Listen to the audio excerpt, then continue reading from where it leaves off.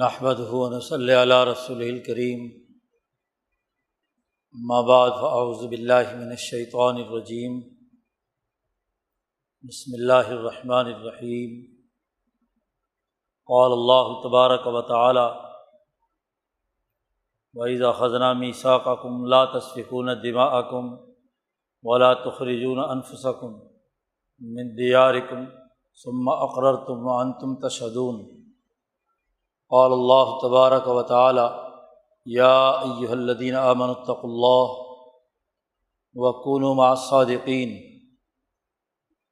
وقال النبی صلی اللہ علیہ وسلم کانت بنو اسرائیل تسوسهم الانبیاء کلما ہلک نبی خلفہ نبی آخر الا لا نبی بعدی سیکون خلفاء فیکثرون۔ وقال النبی صلی اللہ علیہ وسلم لا تزال طائفة من امتی قائمین علی الحق لا یضرهم من خالفهم۔ صدق اللہ مولانا العظیم و صدق رسولہ النبی الکریم۔ معزز دوستو، انبیاء علیہم السلام کی تعلیمات انسانیت کو دنیا اور آخرت میں کامیاب بنانے کے لیے آئی ہیں۔ خاص طور پر حضرت ابراہیم علیہ السلام سے لے کر حضرت محمد مصطفیٰ صلی اللہ علیہ وسلم تک انبیاء کا جو حنیفی تحریک سے متعلق سلسلہ ہے، اس کا بنیادی مقصد اور ہدف اللہ کے ساتھ انسانیت کو جوڑنا، اور دوسرا یہ کہ انسانیت کے درمیان اعلیٰ اخلاق اور حسن سلوک کا معاملہ کرنا، انسانیت کی ترقی کے لیے کردار ادا کرنا ہے۔ اللہ پاک نے یہ احکامات ابراہیم علیہ السلام پر صحیفوں کی صورت میں نازل کیے۔ یہی وہ احکامات تھے جو تورات کی صورت میں حضرت موسیٰ علیہ السلام پر نازل کیے۔ یہی وہ احکامات تھے کہ جن کی تفصیل و تشریح زبور اور انجیل کی صورت میں حضرت داؤد علیہ السلام اور حضرت عیسیٰ علیہ السلام پر نازل کی گئی۔ بنی اسرائیل پر ان کے انبیاء کے ذریعے سے انہی بنیادی احکامات کو پوری وضاحت اور تفصیل کے ساتھ بیان کیا گیا، اور پھر اسی کی جامع ترین شکل کتاب مقدس قرآن حکیم کی صورت میں نازل کی گئی۔ اس لیے قرآن حکیم اس پیغام ربانی کو گزشتہ کتابوں سے لے کر اب تک بڑی وضاحت کے ساتھ بیان کرتا ہے کہ بنی اسرائیل کو ہم نے کیا احکامات دیے تھے، ان سے ہم نے کیا میثاق لیا تھا، ان پر کیا ذمہ داریاں عائد کی تھیں، اور آج حضرت محمد مصطفیٰ صلی اللہ علیہ وسلم کے ماننے والوں پر ان تمام عہود و مواثیق کی پابندی کرنا کیوں ضروری ہے۔ قرآن حکیم نے تفصیل کے ساتھ ان امور کی نشاندہی کی ہے۔ انبیاء علیہم السلام کی تعلیمات میں نبی اکرم صلی اللہ علیہ وسلم سے پہلے بنی اسرائیل ایک خاص ذمہ داریوں کی حامل انبیاء کی اولاد اور انبیاء کی جماعت کے طور پر کردار ادا کرتی رہی ہے۔ یہ آیات مبارکہ جو تلاوت کی گئی ہیں، ان کا تعلق بنی اسرائیل سے ہے۔ سورۃ البقرہ میں اللہ نے تقریباً پاؤ پارہ کے بعد بنی اسرائیل کا تذکرہ شروع کیا ہے، ان کی داخلی تہذیب نفس کے حوالے سے جو خرابیاں تھیں ان کی نشاندہی بھی کی ہے، اور جو ذمہ داریاں ان پر انسانیت کے حوالے سے، اقوام عالم کے حوالے سے عائد کی گئی تھیں ان کی وضاحت بھی کی گئی ہے۔ یہ آیت مبارکہ جو تلاوت کی گئی ہے، اس سے پہلی آیت سے جو رکوع شروع ہو رہا ہے، یہاں سے ان کی اجتماعی ذمہ داریوں سے متعلق مواثیق اور عہود کا تذکرہ ہے کہ انہوں نے اللہ تبارک و تعالیٰ سے کیا عہد و پیمان کیا تھا، اللہ نے نبی کی جماعت کے طور پر انسانیت کی فلاح و بہبود کے لیے کیا کیا ذمہ داریاں عائد کی تھیں، اور پھر کیسے انہوں نے اس کی خلاف ورزی کی تو وہ اعلیٰ منصب سے دور جا گرے۔ قرآن حکیم نے کئی جگہ پر اس بنیادی حقیقت کی نشاندہی کی ہے جو صحف ابراہیم میں انسانیت کی ترقی کے حوالے سے اللہ نے امور بیان کیے ہیں۔ ابراہیم علیہ السلام پر انسانیت کے حوالے سے جو ذمہ داریاں عائد کی گئی تھیں، خود انسانیت کی بقا کے لیے جن کی ضرورت تھی، کئی جگہ پر اللہ نے اس کا تذکرہ کیا ہے۔ سورۃ الانعام میں ذکر کیا ہے، قُلْ تَعَالَوْا أَتْلُ مَا حَرَّمَ عَلَيْكُمْ رَبُّكُمْ أَلَّا تُشْرِكُوا بِهِ شَيْئًا وَبِالْوَالِدَيْنِ إِحْسَانًا، اللہ کے ساتھ شرک مت کرو، اللہ کو وحدہ لا شریک مانو، والدین کے ساتھ اچھا سلوک کرو، اولاد کو قتل نہ کرو، وغیرہ وغیرہ 10 اصول یہاں اس رکوع میں بیان کیے گئے ہیں۔ اسی طرح اللہ تبارک و تعالیٰ نے سورۃ بنی اسرائیل میں ذکر کیا ہے کہ وَقَضَىٰ رَبُّكَ أَلَّا تَعْبُدُوا إِلَّا إِيَّاهُ وَبِالْوَالِدَيْنِ إِحْسَانًا، اس پورے رکوع میں بھی 10-12 امور بیان کیے ہیں انسانیت کی فلاح و بہبود کے، کہ اللہ نے قضا اور فیصلہ جاری کیا تھا، اور یہی انبیاء بنی اسرائیل اور حنیفی تحریک کے انبیاء کا بنیادی مشن رہا ہے۔ یہاں تذکرہ ہو رہا ہے بنی اسرائیل کا، حضرت یعقوب علیہ السلام کی اولاد کا، ان 12 قبیلوں کا جو یعقوب علیہ السلام کی اولاد کے طور پر انبیاء کے وارث قرار پائے، جن میں 4000 کے قریب انبیاء علیہ السلام دنیا میں آئے ہیں۔ یہاں اس تذکرے میں سب سے پہلے تو اللہ نے فرمایا کہ وَإِذْ أَخَذْنَا مِيثَاقَ بَنِي إِسْرَائِيلَ لَا تَعْبُدُونَ إِلَّا اللَّهَ، ہم نے بنی اسرائیل سے میثاق لیا تھا، معاہدہ کیا تھا، ایک عہد ہوا تھا، اور اس عہد کی پہلی شرط یہ تھی کہ لا تعبدون الا اللہ، تم اللہ کے علاوہ کسی کی غلامی اختیار نہیں کرو، غلامی صرف اور صرف اللہ وحدہ لا شریک کی ہوگی۔ میثاق کا ذکر کیا ہے۔ میثاق وہ سوشل کانٹیکٹ ہوتا ہے، معاہدہ ہوتا ہے، جس میں 2 فریق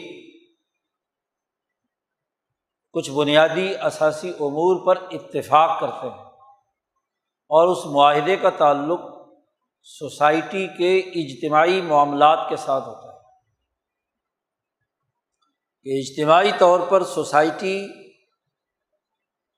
کون کون سے امور سر انجام دے گی۔ کوئی جماعت حلف اٹھائے، معاہدہ کرے، 2 یا 2 سے زائد فریق کوئی معاہدہ کریں۔ انبیاء علیہم السلام سے اللہ نے معاہدے کیے، انبیاء نے اپنے اپنی اقوام سے کیے، اقوام بھی اپنا سسٹم چلانے کے لیے کوئی نہ کوئی دستور، عہد نامہ، کوئی میثاق ضرور مقرر کرتی ہے، معاشرے اس کے بغیر آگے نہیں بڑھتے۔ ہر سوسائٹی کے لیے ایک معاہدے، ایک سوشل کانٹریکٹ، ایک میثاق کی ضرورت ہوتی ہے جس پر سب متفق ہوں، سب کے علم میں ہو کہ یہ بنیادی اساسی قانون ہے اور ہم سب نے اس قانون کے مطابق اپنے انفرادی اور اجتماعی معاملات طے کرنے ہیں۔ انسانی سوسائٹی میں اگر میثاق نہ ہو تو وہ سوسائٹی نہیں ہے، وہ جنگل ہے حیوانات کا۔ میثاق، آئین، دستور ہی انسانی معاشرے کی شناخت ہوتا ہے۔ جب حنیفی تحریک کے انبیاء انسانیت کی ترقی کے لیے آئے تو انسانیت جب ارتفاق ثانی سے ارتفاق ثالث یعنی قومی نظام کی طرف بڑھی، جو ابراہیم علیہ السلام کے زمانے سے جس کا ابتدائی آغاز ہوتا ہے، تو وہیں سے میثاق لازمی ہو گئے، عہد و میثاق کیے گئے۔ عہد و میثاق یا آئین بنتے ہیں کچھ علمی بنیادی اساسی اصولوں پر۔ علم نہ ہو، حقائق معلوم نہ ہو، سوسائٹی کے بارے میں واقفیت نہ ہو، اس کی ضروریات کیا ہیں اور انہیں کیسے حل کیا جانا ہے، یہ پیش نظر نہ ہو تو معاہدہ نہیں ہوتا۔ ہر معاہدے میں زیر بحث مسئلے سے متعلق امور متعین کیے جاتے ہیں، اور وہ امور دو سے زائد فریقوں یا بہت سے فریقوں کے درمیان معاملات کے طے کرنے کے لیے اساسی اور بنیادی حیثیت رکھتے ہیں۔ اب اس کے لیے نالج چاہیے، علم چاہیے۔ جب اللہ نے علم کا منبع ابراہیم علیہ السلام کے وجود پر، آپ کے قلب اطہر پر حنیفی تحریک کی صورت میں نازل فرمایا، اور وہ جو ملأ اعلیٰ میں قضائے خداوندی کے ذریعے سے علم انبیاء علیہم السلام کے قلوب پر آیا، تو اس علم نے انسانیت کو روشن کر دیا، ان کے دلوں کو منور کیا، انہیں انسان سے متعلق نئی حقیقتوں کا علم ہوا کہ انسان آزاد ہے، کسی کا غلام نہیں۔ غلامی انسانیت کے لیے لعنت ہے۔ غلامی صرف اور صرف اللہ وحدہ لا شریک کی ہوگی، جس نے انسان کو پیدا کیا، جس کا وہ محتاج ہے۔ اس کے علاوہ اپنے جیسے انسان کی غلامی نہیں کی جا سکتی، یا انسان سے کم تر کسی پتھر، کسی قبر، کسی بت، کسی جانور، کسی مادی چیز، پانی، آگ وغیرہ کی پوجا نہیں کرنی چاہیے۔ اس کی غلامی کا کیا مطلب؟ انسان اشرف المخلوق۔ گویا کہ ابراہیم علیہ السلام سے جب انسان نے خود شناسی پیدا کی، اپنی اسے معرفت حاصل ہوئی، اپنا سٹیٹس اس کائنات کے اندر اسے پتہ چلا کہ میں اشرف المخلوق اور احسن تقویم ہوں، باقی انسان میری طرح کے ہیں، تو میں انسان کسی دوسرے انسان کا غلام کیسے؟ کسی آگ، پتھر، دیوتا، کسی بے جان چیز، کسی ریلے کو سلام سجدہ کرنے والا، پانی کو ماننے والا اگنی دیوتا کو، پانی دیوتا کو، کسی پتھر دیوتا کو ماننے والا کون؟ میں تو ان سے کیا ہے، برتر ہوں۔ اسی لیے کہا گیا کہ من عرف نفسہ فقد عرف ربہ، جس نے اپنے آپ کو پہچان لیا اس نے اپنے رب کو پہچان لیا،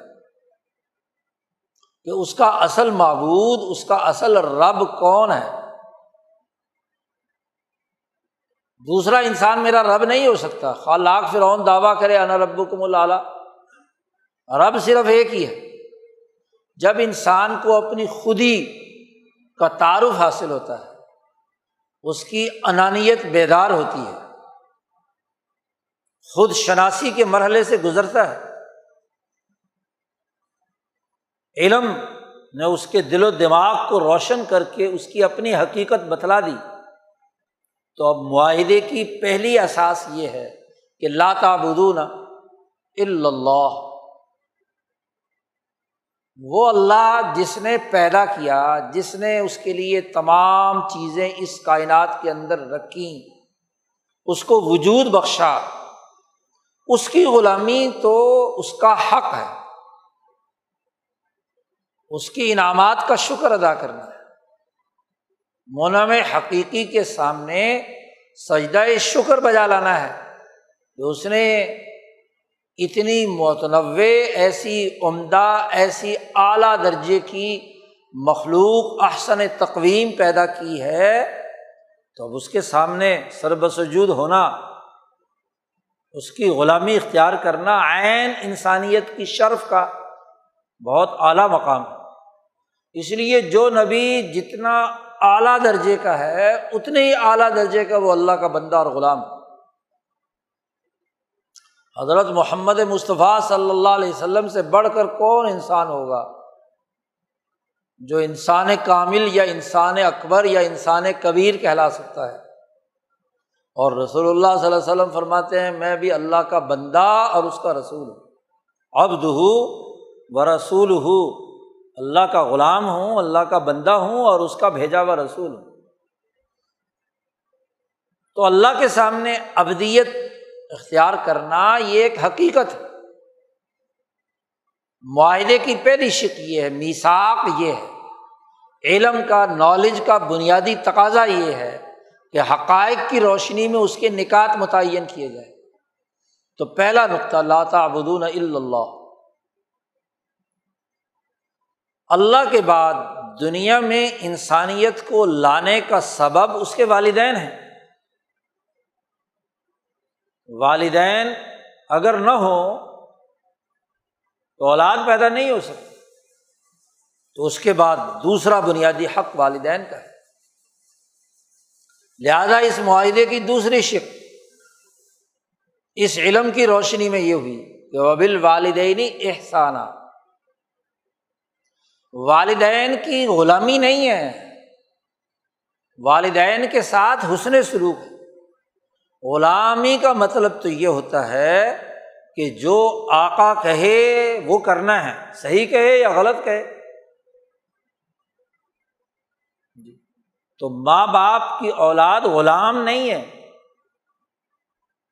اس لیے حکم دے دیا گیا کہ لا طاعۃ لمخلوق فی معصیۃ الخالق۔ ماں باپ اگر اللہ کی نافرمانی کا حکم دیں تو ان کی بات نہیں مانی جائے گی۔ سعد کا قصہ ہے جس پر آیات نازل ہوئی، ماں باپ نے کہا کہ جی ہم تیرے ساتھ بائیکاٹ کرتے ہیں، تو اسلام سے منحرف ہو جا۔ والدین کے ساتھ اچھا سلوک کرنا، لیکن اگر وہ تجھے وَإِن جَاهَدَاكَ عَلَىٰ أَن تُشْرِكَ بِي مَا لَيْسَ لَكَ بِهِ عِلْمٌ فَلَا تُطِعْهُمَا، تو پھر والدین کی اطاعت نہیں کرنی، ان کی بات نہیں ماننی۔ ویسے ان کے ساتھ حسن سلوک کرو، ان کی ضروریات کا، ان کے آرام کا، ان کی سہولت کا، ان کی تمام چیزوں کا کام کرو۔ تو بڑی قانونی بات ہے کہ اللہ کے بعد والدین کا حق ہے، کسی فرعون، نمرود، شداد کا کوئی حق نہیں، پہلا حق والدین کا، وبالوالدین احسانا۔ بنی اسرائیل سے جو معاہدہ ہوا، خاص طور پر موسیٰ علیہ السلام کی آمد کے بعد، بنی اسرائیل کی اپنی حکومت قائم ہونی ہے بیت المقدس میں، اس حکومت کے لیے لازمی ہے کہ یہ جماعت جو تربیت یافتہ ہے لا تعبدون الا اللہ، اس کے بعد اپنے والدین کے ساتھ حسن سلوک، اور تیسری اہم بات قرآن حکیم نے کہی وَقُولُوا لِلنَّاسِ حُسْنًا۔ اس کے بعد انسانیت کے لیے تمہیں اچھی بات کہنی ہے اور کرنی بھی ہے۔ قولوا للناس حسن، انسانیت کے لیے، کل انسانیت کے لیے، اس کی خیر خواہی، انسانیت کی ترقی، انسانیت کی فلاح و بہبود تمہارے پیش نظر ہونی چاہیے۔ والدین کے بعد انسانیت کا حق، اور انسانیت کے حق کو مقدم بیان کیا، قولوا للناس حسنا۔ 3 نکات یہ بیان کیے گئے، لا تعبدون الا اللہ، وبالوالدین احسانا، اور قولوا للناس حسنا، اور پھر فرمایا واقیموا الصلاۃ وآتوا الزکاۃ۔ اب 3 اساسی نکات کے بعد اللہ کی غلامی کا کیا مطلب ہے کہ اقیموا الصلاۃ، نماز قائم کرو، اور انسانیت کے لیے قولوا للناس حسنا یا والدین کے لیے کیا ہے؟ مال خرچ کرو۔ یہاں مطلقاً مال خرچ کرنے کا تذکرہ ہے، مستحق انسانیت ہے تو زکوٰۃ خرچ کرو، اور اگر والدین ہیں تو ان پر تو تمہیں اپنا سب کچھ خرچ کرنا ہے، حتیٰ کہ حضور صلی اللہ علیہ وسلم نے فرمایا انت ومالک لابیک، تو اور تیرا مال جو بھی کچھ ہے وہ تیرے باپ کا، تیرے باپ کی ملکیت، وہ جو چاہے مرضی کرے۔ باپ کی موجودگی میں بیٹے کا کوئی حق نہیں ہے، بیٹے کے پاس اپنا بھی جو کچھ ہے وہ باپ کے لیے، وہ اگر مانگے چاہے ضرورت ہو تو اس کو دینا ضروری ہے۔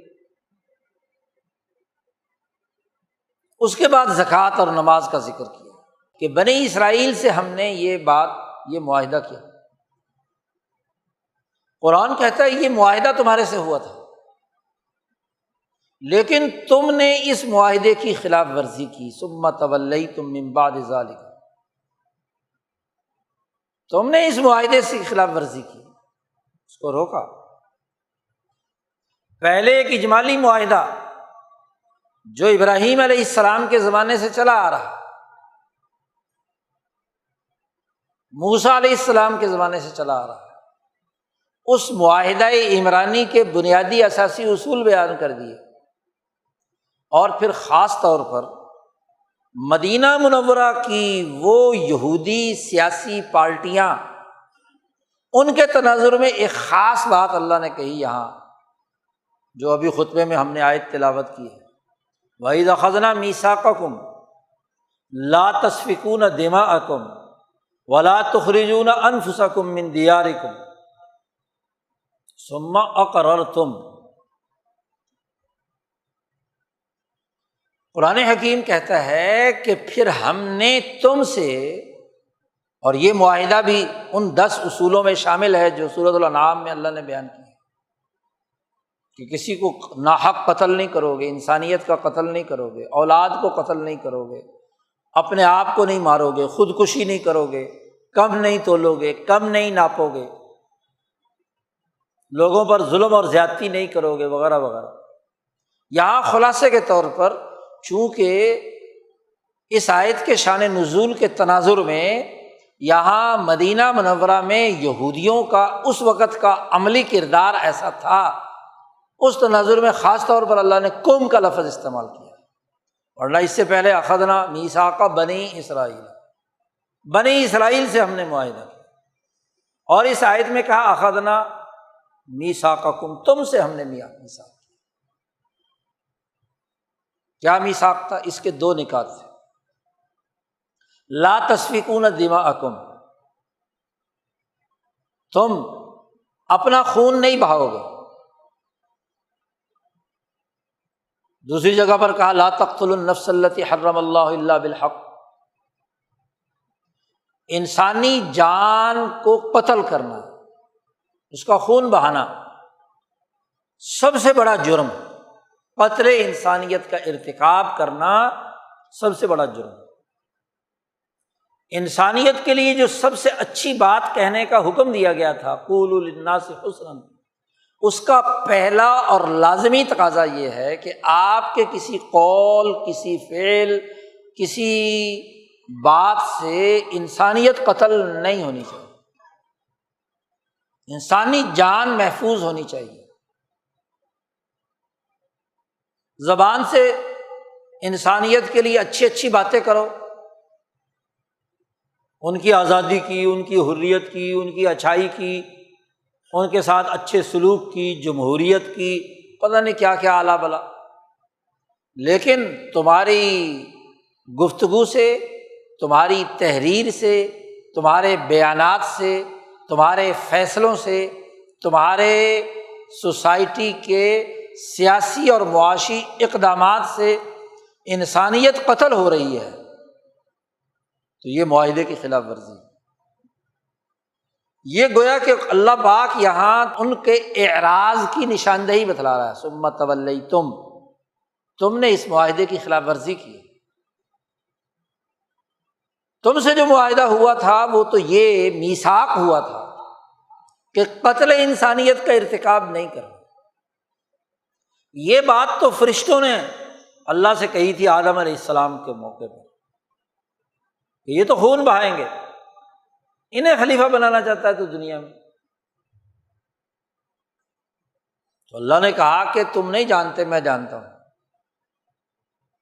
اس پر اللہ پاک نے انبیاء کے ذریعے سے ان کو بتلایا کہ دیکھو خون بہانا انسانیت کے خلاف بہت بڑا جرم ہے، اور یہ میثاق بنی اسرائیل سے لیا گیا، یہ میثاق ہر اس جماعت سے لیا گیا جو انبیاء علیہم السلام کی تعلیمات سے وجود میں آئی تھی، وہ یہودی ہوں، عیسائی ہوں یا محمدی ہوں، ابراہیمی ہوں یا یوسفی ہوں، داودی ہوں یا سلیمانی ہوں،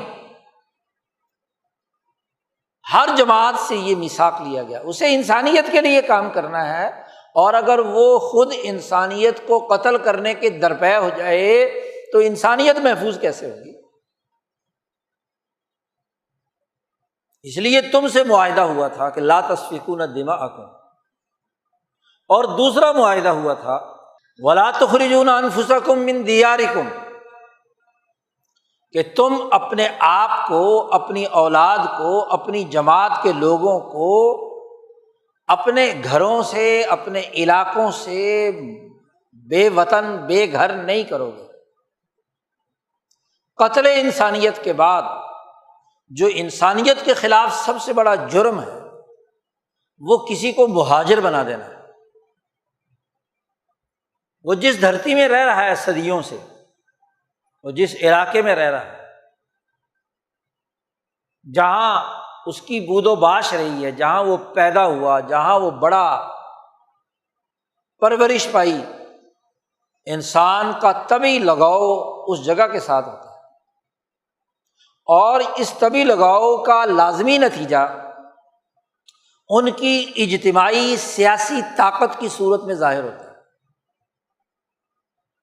کیونکہ جب ایک قوم ایک خطے پر ایک طویل مدت تک رہتی ہے تو اس سے اس کا سیاسی وجود اور معاشی وجود سامنے آتا ہے، اس کی شناخت ہوتی ہے، وہ دھرتی اس کے زیر تصرف ہوتی ہے، اس کے معاملات کی اسے فہم ہوتی ہے، افراد کے رویوں کا پتہ ہوتا ہے، ان کی مینجمنٹ کرنا آسان ہوتا ہے، نظم و نسق بنانا بہتر ہوتا ہے، اچھے اور عمدہ طریقے سے ہو سکتا ہے۔ اور جب انسان اس دھرتی سے کٹ کر بے یار و مددگار کسی دوسری جگہ پر جا کر پہنچے، جہاں اس کی کوئی جان پہچان نہیں، ایک نئی سوسائٹی، ایک نیا علاقہ، ایک نئی کا ماحول، ایک نئی آب و ہوا، تو سیاسی قیمت اس کی زیرو ہے۔ وہ گویا کہ جس علاقے میں گیا ہے ان لوگوں کے رحم و کرم پر ہے، وہ اس کو آزاد رکھیں یا غلام رکھیں، تو غلامی کی دوسری شکل ہوتی ہے مہاجرت، دوسروں کے تابع ہونا ہے، ان کی بات ماننا ہے، کیونکہ ان کا حق پہلے ہے جو وہاں پہلے سے موجود ہے، اور پھر وہ نشیب و فراز کو جانتے ہیں۔ تو گویا کہ ایک آدمی جب اپنا وطن چھوڑ کر پردیس میں جاتا ہے، دوسری جگہ جاتا ہے، تو اس کی سیاسی قیمت زیرو، وہ ان کے رحم و کرم پر ہے، کتنی مزدوری دے کتنی نہ دے، اس کو قانونی حق دے یا نہ دے، نیشنلٹی دے نہ دے، دے تو کن شرائط کے تحت دے، کسی کی کفالت میں دے، کسی کی ضمانت میں دے، کسی کے تابع بنائے، اس کی مرضی۔ گویا کہ آپ کی سیاسی حیثیت ختم ہو گئی۔ جسمانی قتل کے بعد سب سے بڑا جرم سیاسی قتل، اور سیاسی قتل اپنی دھرتی سے بے گھر کر دینا، کسی بھی صورت میں، جنگ مسلط کر کے، لڑائی بھڑائی کے ساتھ، کسی سیلاب کے ذریعے سے، کسی جبر کے ذریعے سے، کسی قانون اور معاہدے کے ذریعے سے، وہ ظالمانہ قانون، وہ قتل انسانیت کا ارتکاب ہے۔ تو تم سے ہم نے معاہدہ کیا تھا بنی اسرائیلیوں، اور جیسے یہ قوم کا خطاب یہودیوں سے ہے، ایسے ہی ہر اس جماعت سے ہے جو انبیاء علیہم السلام سے اپنا رشتہ جوڑتی ہے، کہ تم سے دوسرا معاہدہ یہ کیا۔ خود مسلمانوں سے کہا اللہ پاک نے سورۃ ممتحنہ میں فتح مکہ کے موقع پر کہ ان لوگوں سے تم دوستی نہیں لگا سکتے جنہوں نے قتل کا ارتکاب کیا ہے اور جنہوں نے لوگوں کو بے گھر کیا۔ انما ینہاکم اللہ عن الذین قاتلوکم فی الدین، جنہوں نے دین کے بارے میں تم سے قتال کیا اور تمہیں تمہارے گھروں سے نکالا، ان سے اللہ منع کرتا ہے کہ دوستی مت کرنا ایسے ظالموں سے۔ ہاں، جنہوں نے قتل انسانیت کا ارتکاب نہیں کیا، جنہوں نے انسانوں کو مہاجر نہیں بنایا، ان کے ساتھ تم حسن سلوک کر سکتے ہو، ان تبرؤہم وتقسطوا الیہم۔ جی، حالانکہ یہ مکہ مکرمہ سے مدینہ منورہ کی ہجرت کے فضیلتیں بیان کی ہیں، لیکن مکہ فتح ہو رہا ہے، عین اس موقع پر اللہ پاک صلح حدیبیہ سے، مکہ فتح سے پہلے کہتا ہے کہ دیکھو ایسے لوگوں سے جنہوں نے تمہیں ہجرت کے ذریعے سے بڑے اعلیٰ مرتبے پر پہنچایا ان مصیبتوں کی وجہ سے، ان کے ساتھ تمہاری دوستی نہیں ہونی چاہیے۔ روکتا ہے تمہیں اللہ تعالیٰ کہ ان تولوہم، ان سے دوستی لگاؤ۔ مکہ کی ہجرت کی بڑی فضیلت اللہ تبارک و تعالیٰ نے اسی لیے بیان کی نا، کہ گویا کہ مکے کے مشرکوں نے تو یہ سمجھا تھا کہ محمد صلی اللہ علیہ وسلم اور ان کی جو جماعت مکہ مکرمہ میں ہے، اسے ہم نے جلا وطن کر دیا تو ان کی سیاسی قیمت مدینہ منورہ میں جا کر زیرو ہو جائے گی، تو سیاسی قتل کر دیا تھا نا انہوں نے تو اپنے خیال میں۔ لیکن اللہ پاک نے انصار کی نصرت اور ان کی اجتماعی طاقت سے وہ سیاسی طاقت زیادہ مضبوطی کے ساتھ ابھری اور پھر اس مکہ کو فتح کیا۔ تو ایک تو تم سے معاہدہ ہوا تھا کہ خون نہیں بہاؤ گے، اور دوسرا لوگوں کو اپنے گھروں سے جلا وطن نہیں کرو گے، بے وطن نہیں کرو گے۔ اللہ پاک کہتے ہیں کہ ایک تو میثاق ہوا تھا اور وہ پہلے سے چلا آ رہا تھا، ابراہیم علیہ السلام کے زمانے سے، موسیٰ علیہ السلام کے زمانے سے۔ پھر تم نے اس میثاق کے مطابق ثم اقررتم، تم نے وہ حلف نامہ پڑھا بھی تھا، اقرار بھی کیا تھا۔ آئین میں تو لکھا ہوا ہو، آپ کسی ملک میں رہتے ہوں، آئین اور دستور میں لکھا ہوا ہو کہ آپ اس ملک کے شہری ہیں، آپ اس آئین کی پاسداری کریں گے، لیکن اسی کے ساتھ ساتھ جب ذمہ داری عائد ہوگی تو آپ کو اس آئین کے مطابق باقاعدہ حلف اٹھانا ہوگا۔ عدلیہ حلف اٹھاتی ہے، مقننہ حلف اٹھاتی ہے، انتظامیہ حلف اٹھاتی ہے۔ اقررتم، اور صرف اقرار ہی نہیں، تم تشہدون، تم کیا ہے اس کی گواہی بھی دیتے ہو کہ تم نے اقرار کیا تھا۔ یہودی ہونے کا مطلب ہی کیا تھا یہودیت کہتے ہی اس کو تھے کہ تورات پر ایمان رکھتے ہیں، موسیٰ علیہ السلام پر ایمان رکھتے ہیں۔ اس میں جو معاہدہ ہوا تھا اس معاہدے کا تم نے اقرار کیا، اور ثم انتم تشہدون، تم وہاں شہادت بھی دے رہے تھے۔ وہ اقرار بھی لفظ شہادت سے کیا تھا، گواہی کے طور پر۔ تین باتیں کہیں، میثاق، اقرار اور شہادت۔ ان دو معاملات میں تم نے کیا ہے، میثاق کی پابندی کی، جو دستور تورات میں چلا آ رہا تھا، اس کا سب کے سامنے اقرار کیا اور اس کی شہادت بھی دی۔ یہ تمہارا معاملہ تھا۔ لیکن پھر تم نے کیا کیا؟ ثم انتم ہؤلاء تقتلون انفسکم، اور وہی ہو نا تم، ہؤلاء،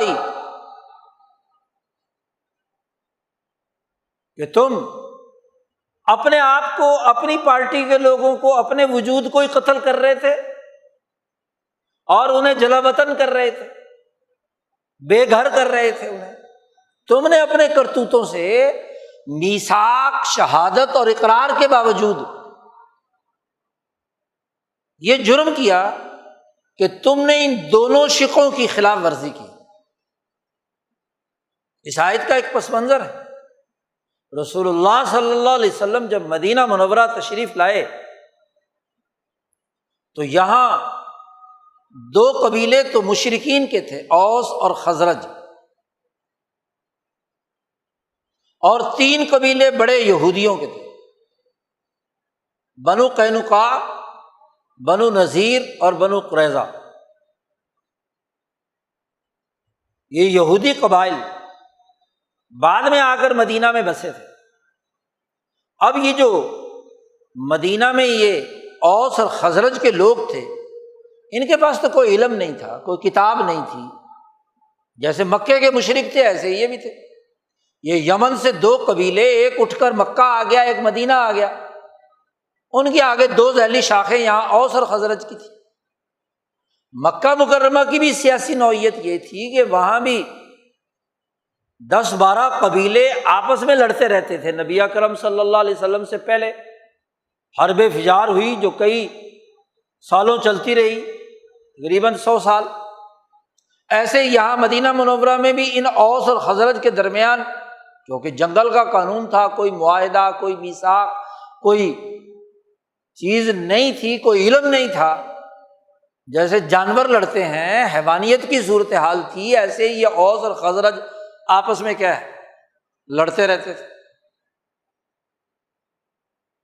اس لیے یثرب ایک بکھرا ہوا ایک علاقہ تھا جس میں ہر قبیلے کا اپنا اپنا علاقہ اس کے قبضے میں تھا، اور اس کی بنیاد پر قبیلے قبیلوں سے لڑتے رہتے تھے۔ یہ جب یہودی قبائل عیسائیوں نے جب وہاں سے نکال دیا تو پہلے خیبر آئے، اور خیبر سے پھر کیا ہے، کچھ قبائل ان میں سے یہاں مدینہ آ گئے۔ اب یہ تو وہ لوگ تھے کہ جن کے پاس میثاق خداوندی تھا، ان کے پاس تو علم نبوت تھا۔ اوس اور خزرج کے بارے میں تو کہا جا سکتا ہے کہ ان کے پاس علم نہیں ہے، وہ حیوانی اصولوں پر اپنی حیوانیت کی تسکین کے لیے لڑائی جھگڑے کرتے رہتے تھے۔ لیکن یہ تو انبیاء کے اپنے آپ کو اولاد کہتے ہیں، یہودی ہیں، بنی اسرائیلی ہیں، ان کے پاس علم تورات ہے، بڑے بڑے علماء ان کے اندر موجود ہیں، پھر اس تورات کی اساس پر حلف بھی اٹھائے ہوئے ہیں، اقرار بھی کیے ہوئے ہیں۔ اب یہ تینوں قبیلے ان دو جو قبیلوں کے درمیان ان کی لڑائی میں فریق بن گئے۔ بعض روایات کے مطابق بنو نذیر اور بنو قریظہ اوس کے حلیف، اور بنو قینقاع خزرج کے حلیف،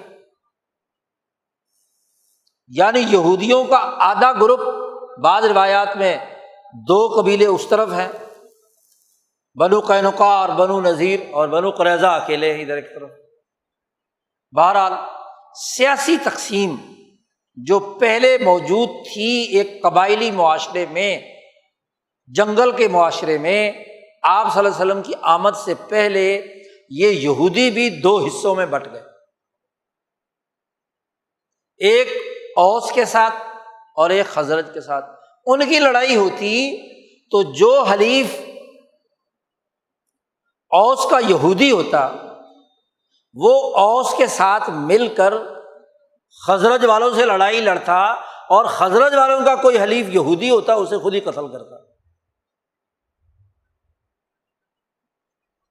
یہودی ہونے کی نسبت سے، ابراہیمی تحریک کے ساتھ تعلق کی نسبت سے، موسوی تعلیمات کے ساتھ کیے ہوئے معاہدے کی روشنی میں یہ یہودی تو ایک پارٹی تھی، ان کی ذمہ داری تو انسانیت میں صلح صفائی پیدا کرنا تھا۔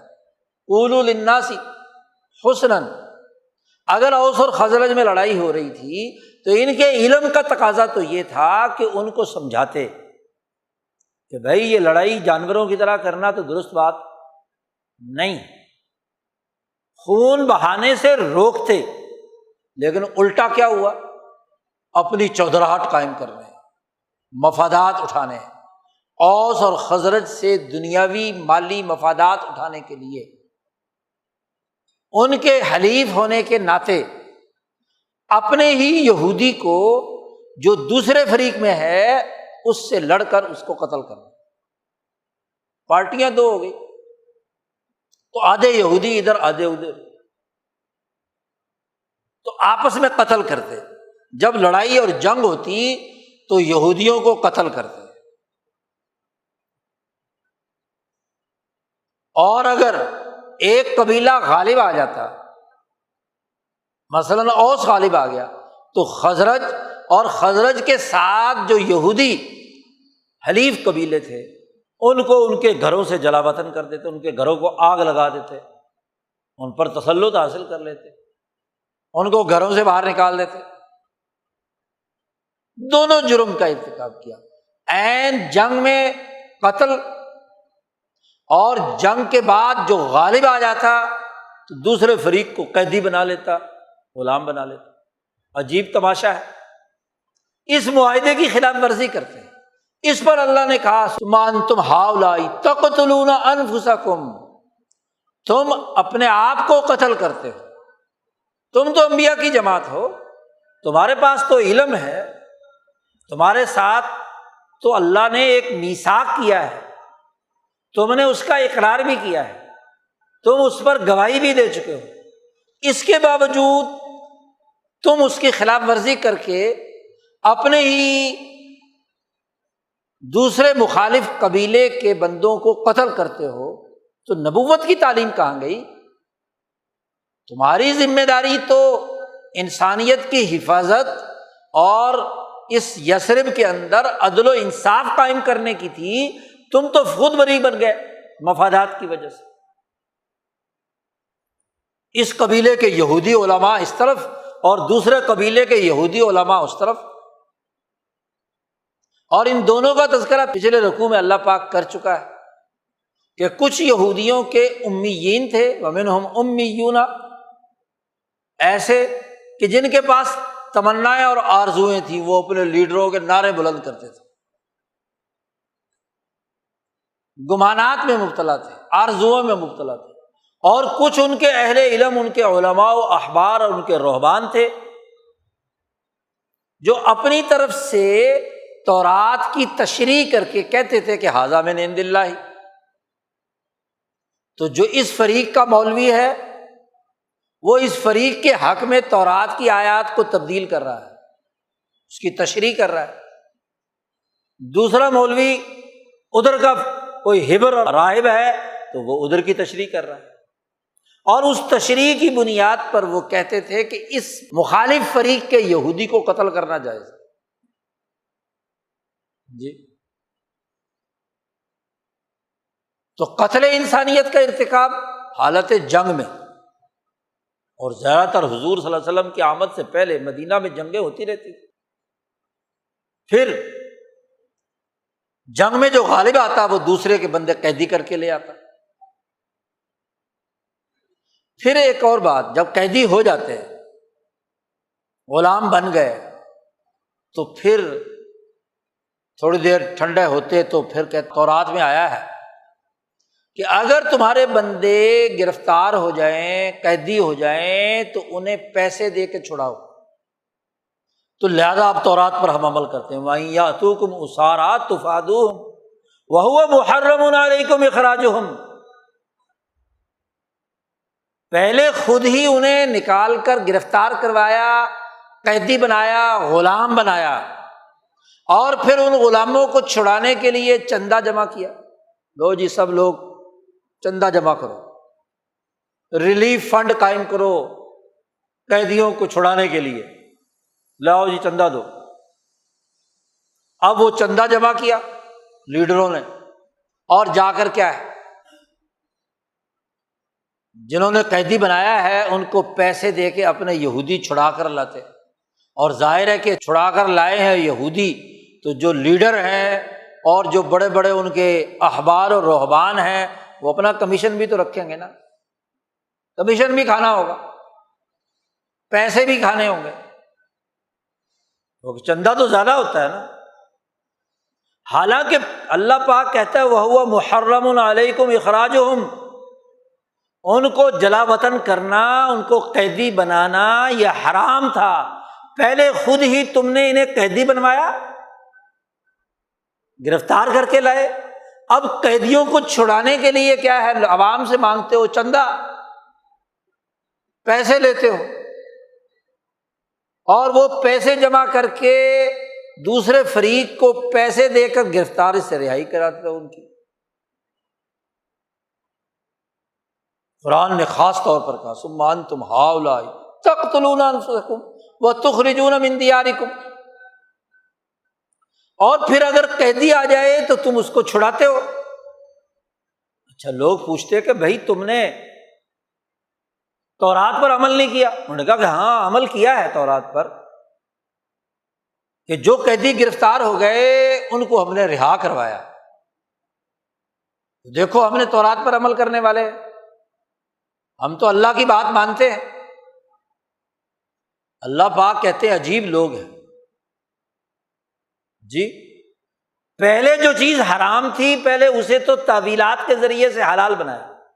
کہتے ہیں جی جو جنگ میں تو ہوتا ہی ایسے ہے کہ کسی کو کچھ کہو، کسی کو کچھ کہو، کسی پر کوئی الزام لگاؤ، اور اس کے بعد پھر رہائی کا معاملہ آئے تو پھر بھی تو ہم عمل تو کر ہی رہے ہیں نا۔ یہ وہ منافقت۔ قرآن حکیم کہتا ہے کہ یہ ان یہودیوں کی عادت تھی، اور اسی سبب سے دنیا کا عذاب ان پر نازل ہوا۔ قرآن نے کہا افتؤمنون ببعض الکتاب وتکفرون ببعض، تم تورات اور کتاب کی کچھ باتوں پر تو ایمان رکھتے ہو اور کچھ باتوں کا انکار کرتے ہو۔ جو بات تو اچھی لگتی ہے، جس سے چندہ آتا ہو، پیسے آتے ہوں، مال آتا ہو، اس پر تو تم ایمان رکھتے ہو، اس پر عمل درآمد کے لیے دوڑتے ہو، اور جو بات جس سے مفاد پر زد پڑے، ان فریقوں میں سے کسی ایک کی گروپنگ کا حصہ بن کر مفادات مل رہے ہوں، وہاں تکفرون ببعض، تورات کی باقی آدھی کتاب پر تم انکار کرتے ہو، تم اسے چھوڑ دیتے۔ قرآن کہتا فما جزاء من یفعل ذلک منکم الا خزی فی الحیات الدنیا،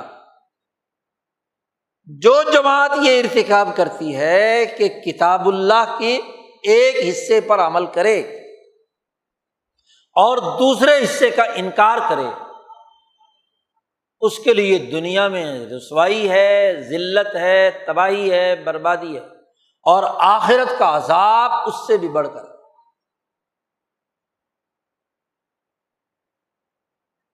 اس سے بھی بڑھ کر ہے آخرت کا عذاب۔ تو قرآن حکیم نے یہاں یہودیوں کا نقشہ کھینچا ہے۔ کیوں کھینچا ہے؟ کہ انبیاء علیہم السلام سے نسبت رکھنے والی جماعت، اس کے فرائض بتلا دیے، ذمہ داریاں بتلا دی، اور ان ذمہ داریوں کے مطابق اگر وہ خلاف ورزی کرتے ہیں تو دنیا کی سزا بھی ہے اور آخرت کی سزا بھی بیان کرتے ہیں۔ اب یہ پہلے پارے، پہلی سورت، فاتحہ کے بعد پہلی سورت میں قرآن حکیم نے یہ پورا نقشہ خاص طور پر اس لیے کھینچا کہ علم اور شعور رکھنے والی، انبیاء سے نسبت رکھنے والی جماعت اپنے گریبان میں جھانکے۔ مسلمانوں کو آئینہ دکھایا گیا، اور وہ جو حضور صلی اللہ علیہ وسلم نے فرمایا تھا کہ آخر زمانے میں یہ مسلمان جماعت، تم، حضور نے صحابہ کو مخاطب کر کے کہا کہ تم ضرور بالضرور ان اہل کتاب کے نقش قدم پر چلو۔ صحابہ نے پوچھا کہ کن کے پیچھے؟ یہود و نصارہ۔ حضور نے فرمایا ہاں، تم بھی یہودی خصلت بن جاؤ گے، تم بھی عیسائی خصلت بن جاؤ گے۔ اور یہودی اور خصلت اور عیسائی خصلت ہونے کا مطلب کیا ہے؟ یہ نہیں کہ اسلام چھوڑ کر عیسائیت قبول کر لو گے یا اسلام چھوڑ کر یہودی مذہب اختیار کر لو، نہیں، تم سے مطلب تو یہ ہے کہ تم ہوگے تو اسلام کے نام لے آئے، قرآن پر ایمان لانے والے ہی، لیکن ان کے طریقہ کار کے مطابق، ان کے طریقہ کار، ان کی بد اخلاقی، ان کے اختیار کیے ہوئے رویوں کے مطابق ان کے نقش قدم پر تم چلو۔ بد اخلاقی ہوگی، تمہارا کردار بھی یہی ہوگا۔ حالانکہ جیسے ان بنی اسرائیل سے معاہدہ ہوا ہے، ایسے تمہارے ساتھ بھی تو معاہدہ ہوا، بلکہ موسیٰ علیہ السلام تو صرف اپنی قوم کی طرف مبعوث ہوئے تھے،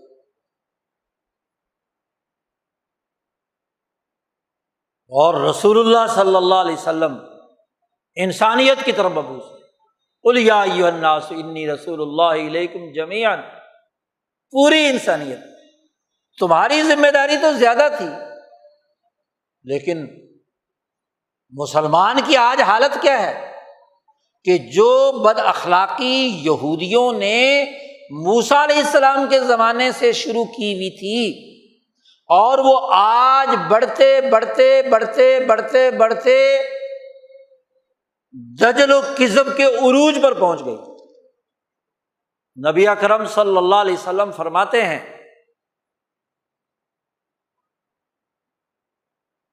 کہ یہودیوں نے 4000 انبیاء کی مخالفت اور تورات دشمنی کے نتیجے میں جو اس کرۂ ارض پر شر پھیلایا، اس شر کے نتیجے میں دجال پیدا ہو گیا تھا۔ حضور صلی اللہ علیہ وسلم فرماتے ہیں مجھ سے پہلے ہی دجل کا شر پیدا ہو گیا تھا۔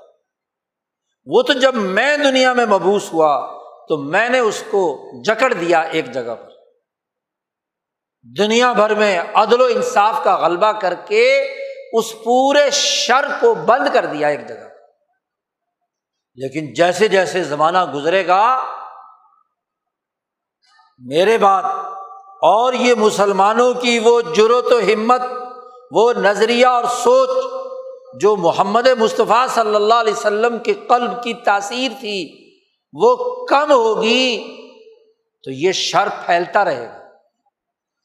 جو یہودی موسیٰ علیہ السلام سے لے کر رسول اللہ صلی اللہ علیہ وسلم تک اپنے شر پر قائم رہے، تو کیا خیال ہے نبی اکرم صلی اللہ علیہ وسلم کے بعد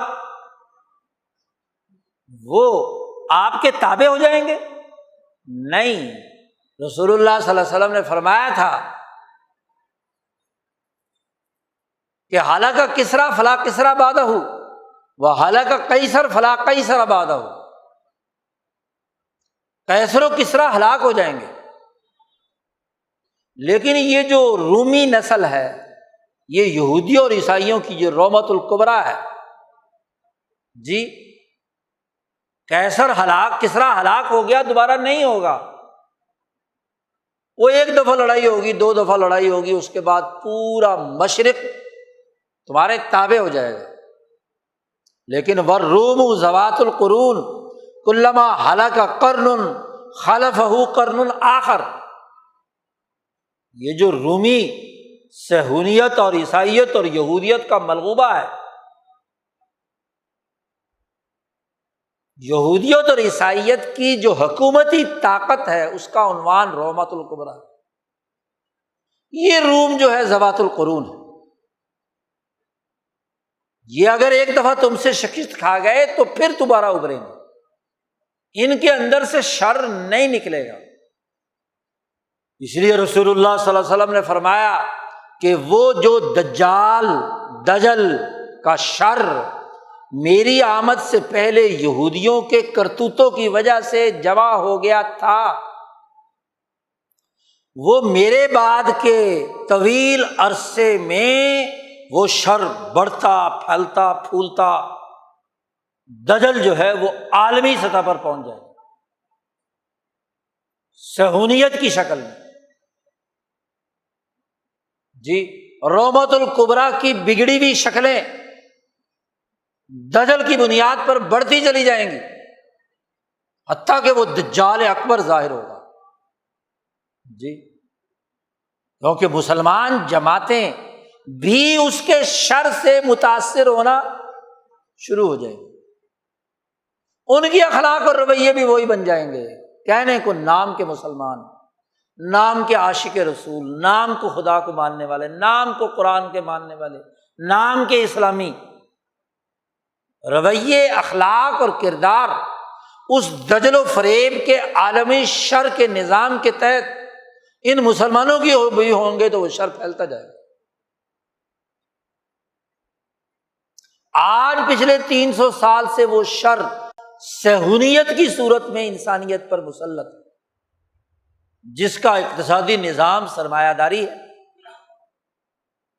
جس کی سوچ اور فکر صہیونیت کی ہے، اور صہیونیت میں عیسائیت کا پورا شر بھی بنی اسرائیل کا شر ہے نا، اور بنی اسرائیل کے 2 گروپ ہیں، یہود و نصارہ، شر عیسائیوں کا بھی ہے، شر یہودیوں کا بھی ہے، ان دونوں کے ملغوبے کو کیا ہے؟ صہیونیت کہا جاتا ہے۔ مظلوم انسان کی بات نہیں ہو رہی، مظلوم یہودی کی، نہ مظلوم عیسائی کی، اس عالمی دجل کی جسے صہیونیت کہا جاتا ہے، اس کا شر۔ اب اس پوری یہودیت سے تو یہ معاہدہ ہوا تھا کہ قولوا للناس حسنا، لیکن جب سے دنیا پر یہ صہیونیت عالمی سطح پر مسلط ہوئی ہے،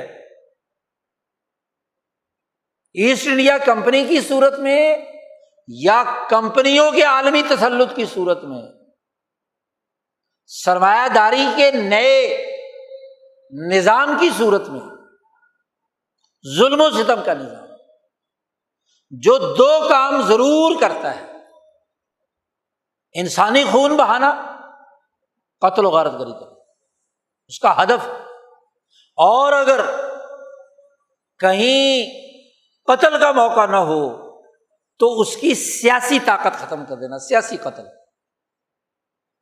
غلام بنا لیا، منڈیوں پہ قبضہ کر لیا گیا، ملکوں کی آزادی سلب کر لی، ان کو بے گھر کر دیا جائے، جلا وطن کر دیا جائے، مہاجر بنا دیا جائے۔ پچھلے 300 سال کی تاریخ اٹھا کر دیکھو، اور پھر ان کی اس غلط حرکت کو خود مسلمان ملک، مسلمان حکمران، مسلمان علماء، مسلمان دانشور، مسلمان اہل علم، قرآن کی تفسیر بیان کرنے والے، حدیث کا فہم بیان کرنے والے، فقہ کا قانون بیان کرنے والے، وہ اگر اسے تسلیم کر لیں، اس کو جائز قرار دے دیں، اس کے لیے فتوے دیں، تو دراصل انہیں کی اتباع ہے نا۔ پچھلے 300 سال سے یہی کچھ ہو رہا ہے۔ آج پاکستان میں بہت لوگ باتیں کرتے ہیں عالمی سطح پر بھی کہ دیکھو جی یہودی ہاں جی، کتنے اسرائیل جی 62 لاکھ یا 92 لاکھ کا ایک ملک ہے جس نے فلانی ایجاد کی انسانیت کے لیے، یہ ایجاد کیا، یہ کیا، یہ کیا، یہ کیا، یہ کیا۔ سال میں پتہ نہیں کتنی ایجادات کر دیتے، 365 دنوں میں ہر دن میں کوئی نئی ایجاد ہوتی۔ سوال یہ ہے کہ یہ ایجاد، یہ ٹیکنیکس، یہ جو سائنٹیفک چیز دریافت کی گئی ہے، یہ للناس حسناً ہے یا انسانیت کو غلام رکھنے، تابع رکھنے، اپنے سرمایہ دارانہ مفاد کی لوٹ کھسوٹ کے لیے؟ جتنی تحقیق اور ریسرچ کے نام پر اس پچھلے 300 سالہ دور میں دریافتیں سامنے آئی ہیں، ان دریافتوں سے سرمایہ داری نظام مضبوط ہوا ہے یا نہیں؟ قتل انسانیت کا ارتکاب ہوا ہے یا نہیں؟ اور اس ڈیوائس کے بنانے کا کوئی بھی ہو، ایٹم بم سے لے کر موبائل تک، کسی چپ بنانے تک، جتنی ٹیکنالوجیز بھی دریافت ہوئی ہیں وہ خدمت انسانیت کے لیے ہیں یا انسانیت کی جیب سے پیسے بٹورنے، انسانیت پر تسلط حاصل کرنے، ان کا خون بہانے یا انہیں بے گھر کرنے کے لیے؟ فیصلہ کرو۔ یہی تو دجل ہے۔ آخر انسان اس کرۂ ارض پر معلوم تاریخ کے مطابق 8-10 ہزار سال سے رہ رہا ہے۔ کیا ان ایجادات کے بغیر انسان نہیں رہ رہا تھا؟ رہ رہا تھا، لیکن ان ایجادات کا مقصد انسانی فلاح نہیں ہے۔ یہ جو آج موبائل تمہارے جیب میں ڈال دیا، یہ تمہاری خیر خواہی کے لیے، تمہارا ڈیٹا چوری ہو رہا ہے، تمہارے ذہنوں کو کنٹرول کیا جا رہا ہے، تمہاری سوچوں کو کنٹرول کیا جا رہا ہے، ڈیٹا بیچا جاتا ہے سرمایہ دارانہ مفاد کے لیے۔ آپ کیا کھانا پسند کرتے ہیں، کیا دیکھنا پسند کرتے ہیں، کیا چلنا پسند کرتے ہیں، کہاں سیر کرنا چاہتے ہیں؟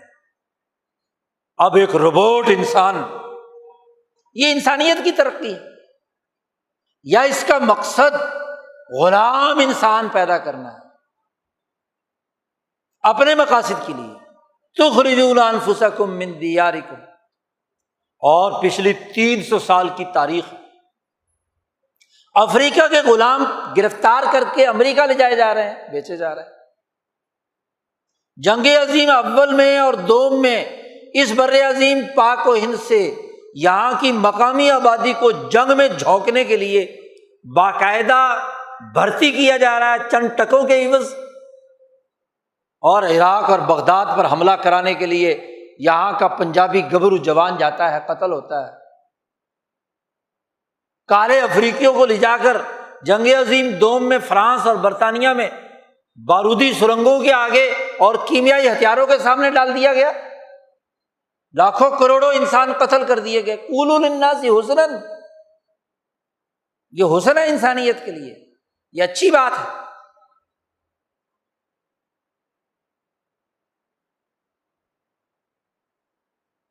انبیاء کے ان دشمنوں کا، انبیاء کا نام لے کر دجل بڑھتا جا رہا ہے، حتیٰ کہ وہ مسلمان جو اس یہودی شر کے خلاف، اس نصارہ کے شر کے خلاف، ان کی بد اخلاقی کے خلاف مقابلہ کرنے کے لیے محمد مصطفیٰ صلی اللہ علیہ وسلم کی جماعت کی صورت میں آئے تھے، آج ان کے نام لیوا اس یہودی اور صہیونی شر کے اعلی کار بن کر وہی ارتکاب کر رہے ہیں، قتل انسانیت کا، وہی خون بہانے کا، وہی انسانوں کو غلام اور مہاجر بنانے کا۔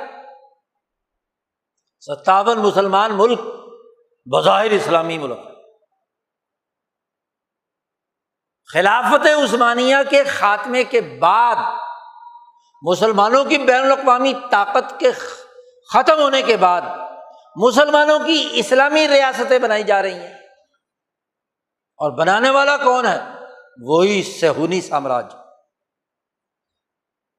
وہی انسانیت دشمن جس کی گردن پر کروڑوں انسانوں کے قتل کا بوجھ، اور وہ بھی یورپین کا۔ 2 کروڑ انسان جنگ عظیم اول میں اور کروڑوں انسان جنگ عظیم دوم میں قتل کیے، خود یورپین نسلیں تباہ و برباد کی، قتل و غارت گری کا ارتکاب کیا۔ ان جنگ عظیم کے 4 فاتحین نے مل کر اقوام متحدہ بنائی ہے نا، انہوں نے قومی ریاستوں کا تصور دے کر ریاستیں بنائی ہیں نا۔ خاص طور پر آپ کی ریاست اسلام کے نام پر یہی 4 طاقتیں اقوام متحدہ میں آپ کو بنا رہی ہیں نا، آپ کو نمائندگی دے رہی ہیں، آپ کو اسلامی ٹائٹل دے رہی ہیں، تو ٹائٹل اسلامی رکھو، لیکن تمہارا دائرہ اختیار اتنا ہے کہ افتؤمنون ببعض الکتاب وتکفرون ببعض، جب ضرورت ہو تو کتاب کی جس بات پر عمل کرنا ہو تو اسلام اسلام اسلام اسلام کا شور مچاؤ، اور جب سود کے خاتمے کی بات آئے تو تکفرون ببعض، شراب پر پابندی کی تمہاری پارلیمنٹ میں بات آئے اور غیر مسلم کہیں، بل پیش کریں کہ ہندو کہے کہ ہماری وید میں، عیسائی کہیں ہماری انجیل میں، یہودی کہیں ہماری تورات میں لکھا ہوا ہے کہ شراب حرام ہے، ہمارے نام پر شراب کیوں، اس کا لائسنس کیوں جاری کیا جا رہا ہے؟ تو مسلمان اکثریتی ممبران اسمبلی کہیں گے نہیں نہیں نہیں نہیں نہیں، شراب پر پابندی کا بل منظور نہیں ہونا چاہیے۔ 2% 1% عیسائی اور یہودیوں کے لیے شراب بنتی ہے جو 60% پاکستانیوں میں استعمال میں آتی ہے، وہ 60% کون ہے؟ تکفرون ببعض۔ قتل انسانیت کے ارتکاب سے تمہیں منع کیا گیا تھا، لیکن عالمی سے انہی طاقتوں نے کہا کہ اس بر عظیم پاک و ہند میں قتل انسانیت کا ارتکاب کرنا ہے، تقتلون انفسکم، اور پھر اسی قتال کے نام پر پچھلے 75-80 سالوں میں کروڑوں انسان مہاجر بنا دیے، اپنے علاقے سے بے وطن بنا دیے۔ تم نے تو معاہدہ کیا تھا، الگ اٹھایا تھا، کیا یہ آیت آج مسلمانوں کو نہیں للکار رہی کہ اللہ نے تم سے معاہدہ کیا تھا کہ لا تسفکون دماءکم، خون نہ بہانا، لیکن تم نے یہ جو لاکھوں انسان قتل کروائے، قاتلوں کا ساتھ دیا۔ انگریز سامراج نے بنگال میں قحط برپا کیا، شروع میں بھی 18ویں صدی میں بھی اور اس 19ویں صدی میں بھی، اس کا تم نے ساتھ دیا، پھر خود قتل کا ارتکاب کیا، اور وہ بھی اسلام کے نام پر، اور پھر مہاجر بنایا۔ پابندی دی تم پر تو کہ تم اپنے لوگوں کو جلا وطن مت کرنا، تم نے تو معاہدہ کر کے جلا وطن کیا ہے، حالانکہ اقررتم وانتم تشہدون، تم نے حلف اٹھایا تھا مسلمان ہونے کا، قرآن کو ماننے کا، تم نے کہا تھا میں مسلمان ہوں، اسلام کے نام پر تم نے پارٹیاں بنائی تھیں، مسلمان کے نام پر، اسلام کے نام پر، اور پھر تم نے قتل انسانیت کا ارتکاب کیا۔ تمہیں تو انسانیت کی حفاظت کی بات کرنی تھی، قولوا للناس حسنا، تم نے تو قتل انسانیت کے فتوے جاری کیے جی۔ اور پھر ملک بنانے کے بعد پچھلی 75 سالہ تاریخ گواہ ہے کہ یہ دونوں جرم کیے ہیں، تقتلون انفسکم، ملک کے اندر بھی اور ملک سے باہر بھی جا کر۔ پھر یہی نہیں، ہر اہم موقع پر، یہ لیبیا میں آج جو قتل عام ہو رہا ہے، یہ قتل کا ارتکاب کرنے والا کون؟ تم مسلمان، تمہارے سرپرست، وہ عرب حکومتیں جو قذافی کے خلاف کردار ادا کرنے والی تھی، ایک طاقتور ملک کے حصے بکھرے کرنے کے لیے تم نے کردار ادا کیا، آج وہاں انسانی خون سستا ہے، مسلمان کو مار رہا ہے۔ لیبیا ایک جنگل بن گیا، گروپ ہیں جو ایک دوسرے کی وار لارڈز ہیں جو ایک دوسرے کی گردنیں اتار رہے ہیں۔ بے یار و مددگار افریقی لیبیائی باشندے یورپ کے اندر بھیک مانگنے کے لیے مجبور ہیں۔ عراق تباہ کر دیا، شام تباہ کر دیا، قتل انسانیت کر چکا۔ اور جو باقی انسان بچتے ہیں ان کو تم مہاجر بناتے ہو، فوراً مہاجر کیمپ کھل جاتے ہیں، چندے شروع ہو جاتے ہیں، پارٹیاں شروع ہو جاتی ہیں میدان میں، لو جی ریلیف فنڈ جاری کرو۔ یہ یہودیوں والا تو کردار ہے۔ اسی سسٹم میں رہ کر پہلے اس سسٹم کے ذریعے سے انسانیت کو بے گھر اور بے در کریں اور پھر ان کی آباد کاری کے لیے چندہ مانگنے کے لیے نکل آئے۔ اندھے کو نظر آ رہا تھا 4 مہینے پہلے سے سیلاب آنا ہے، وارننگ موجود تھی کہ شدید ترین سیلاب آئے گا۔ پارٹیاں اپنے مفادات میں مست ہیں، اسلام کے ٹھیکیدار، انصاف کے ٹھیکیدار، بڑے بڑے مولاناز، اور جب لٹ گئے جب وہ دبو دیا گیا، اس کے لیے کسی قسم کی کوئی اقدامات نہیں کیے گئے۔ اب بھیک مانگ رہے ہیں، لو جی دنیا چندہ دے جی، پیسے دے جی۔ وہ ایک افسر آف دی ریکارڈ کہتا ہے کہ یہ تو سیلاب مانگتے ہیں زلزلہ مانگتے ہیں کہ اس کے نام پہ بھیک ملے گی اور یہاں کا مافیا اسے لوٹے گا۔ قوم سیلاب کے اندر ڈبوئی ہوئی ہے، مینگورا سے لے کر کراچی تک، اور یہاں کے مذہبی لوگ عیاشیاں کر رہے ہیں، ادھر ادھر سیر سپاٹے پہ لگی ہوئی پوری حکومت۔ ثم انتم ہؤلاء تقتلون انفسکم، تم پر فٹ ہوتی ہے یہ آیت۔ او وہ تم وہی تو ہو، قرآن کہہ رہا ہے ثم انتم ہؤلاء، او وہی تو نہیں ہو تم، تقتلون انفسکم، تم نے اپنے وجود کو پہلے قتل کیا ہے۔ یہ بلوچ تمہارا وجود تھا، ان کو قتل کیا ہے۔ سیلاب میں بچے بہہ رہے ہیں، عذاب کی حالت میں ہیں، معصوم بچوں کی لاشیں زمین میں دسی ہوئی ہیں۔ تقتلون انفسکم، یہ سیلاب پہلے بھی آتے تھے۔ کہتے ہیں جی غریب لوگ جو ہے دریاؤں کے اندر اپنا مکانات بنا دیتے ہیں، تم نے ان کے لیے کوئی شہروں میں بندوبست کیا؟ زمینیں تو اتنی مہنگی کر دی لینڈ مافیا نے کہ وہ بیچارہ غریب شہر میں آ کر کیا کرے، رہ سکتے، بیچارے کو جہاں جگہ ملتی ہے وہاں جا کے جھونپڑی ڈال کے بیٹھ جاتا ہے۔ اور تم پھر اپنے اپنے زمینوں پر قبضہ کر کے بند باندھ کر ان غریبوں کو ڈبونے کا ذریعہ بنتے ہو۔ تقتلون انفسکم، یہ 1000 آدمی جو سیلاب میں مرے ہیں یہ تم نے قتل کیے ہیں، تمہارے سسٹم نے قتل کیے ہیں۔ اور پھر یہ کیسی سفاک قسم کی لیڈرشپ ہے کہ ان مظلوموں کے سامنے کہتے ہیں جی اللہ کی آفت آئی ہے، اللہ کا عذاب ہے، اسی کی کر سکتے ہیں، ہم کیا کر سکتے ہیں؟